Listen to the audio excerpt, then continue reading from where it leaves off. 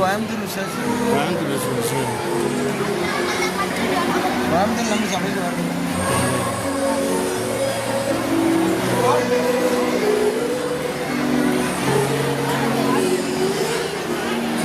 ஜனங்கள்ல ஜனங்க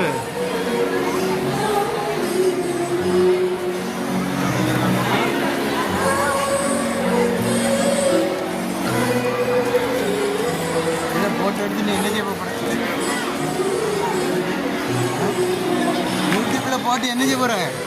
4 பேர் பிரயோஜனமா இருக்கட்டும். 4 பேர் பிரயோஜனமா இருக்கட்டும். எப்படி டிபிஎம்ல ஜனங்க வராங்க. ஆமாம், வரட்டும், பார்க்குறதுக்கு வருவாங்க. அது மூலம் ஒரு வருஷமும் தொடும் இல்லை சேரட்டும். டிபிஎம்ல சாப்பாடு இதுக்கு போடுறோம் மச்சான்.